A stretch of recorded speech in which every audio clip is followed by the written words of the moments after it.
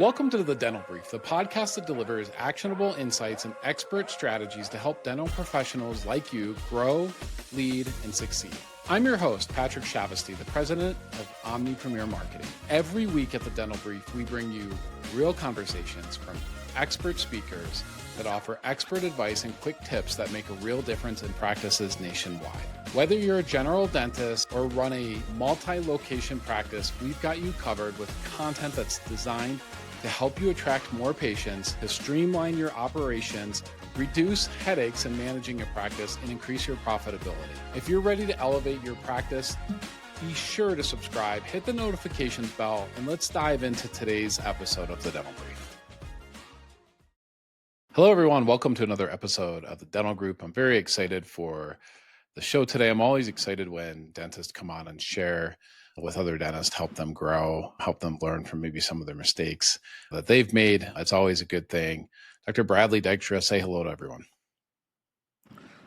Hello, everyone. I'm so glad to have the opportunity to talk to you. Yeah, let's jump back. Let's real quickly tell us how you became a dentist. What made you want to get into dentistry? Oh, this is a funny story. When I was in high school, I had orthodontic treatment, and when I went in, here was this cool dude. He had like 8 or 9 nice-looking young ladies. I have to be careful how I put that. And they seemed to be doing all the work, and he'd go around and check things. And I thought, that's not a bad gig. So that got me kind of interested. But once I got into dental school, I knew I didn't want to go down that route. But that's sort of what got me originally interested. And the other thing, I grew up on a farm working very hard. And my father ran the farm and worked in a factory. And he said, Brad, you make sure you get a good education so you don't have to work as hard as I did. And so this is where I ended up. Yeah, and it's been a great profession. Tell us, how'd you go from being a dentist to, I'm assuming, running a practice, owning a practice? Maybe sometimes in the beginning it ran you a little bit, to helping other dentists build their businesses and build their practices. Tell me how you do that. Well, I will say, first of all, it was a slow journey in one sense, but from the beginning, I started from scratch in a little town. And from the beginning, we always did very well. I guess my wife and I both grew up living beyond your means, but we did well soon. But after several years, I felt, okay, I need a little bit of help because things were getting disorganized. So at that time, I spent a few years in a practice management company, and one thing they were big on was numbers. And so as a result of that, later on, I decided I really want to learn about numbers. So in the early 2000s, I went back and got my MBA. And it was really interesting because the person who talked me into it was the dean of the business school in Grand Rapids, and they were trying to start a healthcare MBA program. But I went, there were all these kids fresh out of college in the MBA program, and there was I. But I always learned a lot from the professors. I think they learned a lot from me. And everything I did, it's like, how does this apply to dentistry and what we do? Not that this doesn't apply. So I think that was a good life lesson. And then also in the early 2000s, I was pretty advanced in technology. So I started having technology nights in my office on digital radiography and a few other things. And we had some pretty good turnouts. And then all of a sudden one day, this regional manager, and it was from Kodak at the time, before it was Carestream, showed up, and he attended. And I didn't know who he was. Afterwards, he said, well, they really would like a speaker to work with them to travel nationally talking about digital radiography. So I did that for several years, probably 6 or 7 times a year. That was very interesting. And it was in that journey that I learned, after talking to many older dentists, they didn't want to invest in any technology. They didn't want to change a single thing in dentistry, and I was all about change. But in the end, I noticed most of them had nothing or very little to show for their life's work.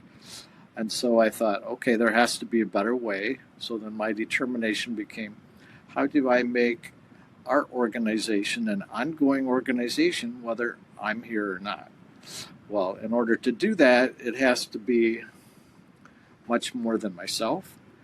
And so over time, we added an associate, and we added a practice, and a few years later, another practice, and another, and another. And so we ended up with 7, plus we did 3 records purchases, which we combined into the practices. Then at the end of last year, we found we had 3 practices all within about 5 or 6 miles of each other. The one in the middle was a rented space. The doctor that we bought it from had worked 2 days a week for a few years. He was ready to retire. Our lease was up. So we just merged that into the other 2, and that reduced our overhead a lot, made better use of our personnel, better use of our facilities, and we really, really noticed a big increase in profitability once we made that jump. And we really prepared the patients for 6 months that we were going to do that, and we did retain the majority of them. Yeah, it's fantastic story. And what you did create, just to throw the website domain out there, is My Smiles Dental. That's it's a little bit of Michigan, a little bit of mysmilesdental.com. Clearly, You're in the state of Michigan. And so you've evolved. You're now helping other dentists. That's why you're on the program coming to share today. Tell me some of these ways that you're helping other dentists. Well, the way I help dentists is what I consider is 2 things. One is really helping the dentists that we hire. We have about 12, maybe 14, probably 10 full-time and a few part-time. So really working with them, getting them the opportunity to enjoy the benefits of dentistry, to have some mentoring, some camaraderie. And the other way, I think, I'm a member of the DEO group, Dental Entrepreneur Organization. And that is very much a group of sharing of like-minded people. And I guess that's where we all really, really help each other. And for a few years, I tried to have a consulting company where I would try and help other dentists. And I did some of that, but I found that it really wasn't my cup of tea. I also had several years where I did speak at major meetings and stuff. But I found in the end, I was much happier staying home. And as it turned out, we ended up raising 2 of our grandkids at that point. So it was important to be home. Sure. So you just follow life where it leads you and make the best of it you can and enjoy the journey. So tell me, your travels, your experience, your time in not only practicing dentistry, but actually running successful businesses. What are some of the challenges that you see that dentists are facing? What and maybe some of the myths that they kind of buy into and struggle with? I would say several. One big one that's starting to get better, but many, I'll say, of the older generation, they never were willing to even consider an associate because no one in the world could do dentistry as good as them. Nobody could take care of their patients like them. And you know what? I'm sorry, not every dentist is the same, but I'd say far and wide, the vast majority can do a very good job. So I think that's one fallacy. The other is you can just add practices and duct tape them together, and all of a sudden you'll be a multimillionaire. And that's not true either, certainly today. Maybe for a while you could do that during the real hot time, but now if you have more than one practice, you better very well have your systems in place. So again, understanding that systems are important before you try and replicate it, because otherwise you find yourself in a big trouble. And the other thing is, I think for most dentists, which I found also, when you step away from the chair part-time or full-time to go more into the leadership or administrative, you're going to take a big cut in your wages. Sure. At least short-term until the company gets large enough that it throws off some profit. But it's a big hit. And the other mistake I've seen many people make is they are, even though they're making very good incomes, they're living paycheck to paycheck, and then something like COVID happens or something like this and they add another practice and all of a sudden their take home goes down, they're shocked. Right. So those are a couple of the obvious ones that come to mind right now. More business and more production definitely does not equal more income, right? Or doesn't always equal more income. It can, but it takes a Right. while. And the other thing these days, you have to continue to, I would say, make use of the technology to give patients the best patient care. Again, there's still dentists. I understand. Okay, anybody who doesn't use digital scanning, I don't understand. Anybody who doesn't use digital radiography, I don't understand. Yeah. Plus a lot of other things. I think an excuse that some make, and I've heard many times when it comes to digital, well, I'm retiring in a couple of years. What's the point in the investment? So on and so forth. Well, investment is needed because nobody's going to want to buy your practice without it, or they're going to have to figure out the expense of adding. The last 3 or 4 years, we're still looking to grow, but we have become very selective. And I probably looked at 15 practices in the last 3 years. To me, all of them are unsaleable. They're small, little or no technology, no room to expand, and no big DSO is going to buy them. Sure. And even a young dentist who would buy them, he wouldn't be able to buy it and do enough work to make the payments on everything and live. Sure. Yep. I mean, that's maybe overgeneralizing, but that's been my experience. Yeah, it makes sense. I think there's a lot of things that happen in dentistry and a lot of small businesses in general when you have like that E-Myth, I think they call it the technician. I'm sure you've read that book several times, would be my guess. Oh yeah, I've read it a couple times. I've listened to the tapes a couple times. So absolutely. Yeah, if you're doing the work and you're not paying yourself fair market salary for doing that work, then it really eats into what you think your profits are, right? Well, and what you just said though, that's another mistake because a few practices we've looked at, the dentist would say, "Oh, my EBITDA is this," not really understanding that their total wages, which they were the only provider, were part of that. And it's like that's understanding that too can be hard. Yeah, Dr. Dykstra, let me ask you this question. In your business model, when you bring on a practice or you acquire a practice, what does that look like? Like, what's an ideal practice to come into your group in your business? Well, like I said, we're getting more picky, but it better have what we want is 6 treatment rooms, room to expand, a fair amount of technology. They better have digital records and digital radiography. If they don't have a scanner yet, that's easy. If they don't have a Panorex or a cone beam, that's not so hard either.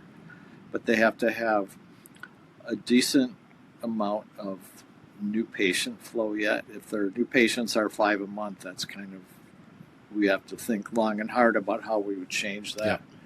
We sort of would like them to be way overspending on supplies and lab bills because we know that's a place where we could cut some margin. Yeah. And we also want it to be in a place that's somewhat visible. Doesn't have to be on the busiest street, but not in a professional building with 12 other dentists or some off-of-the-way place where you have to need a map to find. Sure. So those are a few things. And I have to look at the numbers and say, okay, can we make this cash flow? Yeah. Because if it's going to be a cash drain for more than 6 months, that's not good. We've learned we'd like the staff to stay, we think, until they do, and they don't like to change. So, staff staying or going, we like them to stay for a while during any transition. Ideally, we'd like the dentist to stay for at least 6 months to a year, not 4 years or 5. We're not into the indentured servant model. Sure.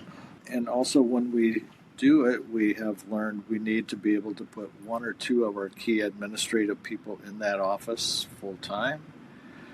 And first thing we do too is change out the software because we happen to use CareStack, sure, which that's one of the cloud-based, but which makes it easy for us to monitor everything, all the numbers, the schedules, everything. And we do have centralized insurance and accounts, centralized call center, and so that way the call center, they only need one software to look in, and a call comes in, it tells them which office they're calling for. I mean, so we like to get our infrastructure in as soon as we can. Yeah, as you know, there's a lot of heckling, we'll call it, when it comes to practices going corporate, right? Or selling out to corporate. I see it like this from being a lifelong entrepreneur, 30 years in business, that it's being on your own. There's a lot of pain and suffering that goes into that until you're able to get to the point where you really do have your people, your processes, and your products in order and running smoothly until you can get yourself out. If you're doing the work as a technician, E-Myth, and you're also trying to run the business, it's incredibly stressful. It's very painful. There's a lot of suffering that happens. Now, you can get over that. As you know, you've done it. You did it, right? Where you're now you're running a business and not just being the technician. If you're in that position, I think you have three options. You partner with someone, DSO, you become an associate somewhere there, or you close your business. Those are the three things that I can think of, right? To get into a very peaceful Zen-like place of living. If you're thinking about going DSO, if you're thinking about partnering someone, selling your practice, working with a partner like that, what are some things that you can start to do to get in order to get yourself even ready for that? What should you be looking at? Should you be doing? Well, you better be looking very close at your bottom line. You better be looking very close that if you were kind of legitimately running a lot of more personal expenses through the organization, if you're charging yourself exorbitant rent, whatever, you might want to sort of clean those things up. And you just wouldn't necessarily overspend on new equipment. I mean, you'd stay up to date, but it's like, oh, these chairs are a few years old. Maybe we should replace them if they're functional. Don't. Just basic things like that. But the other thing, most of the deals now, you do not have the option of walking away. So then you better figure out, okay, am I the type of person who could work for someone else? And if I can, what kind of person, what kind of group could I work with? Sure.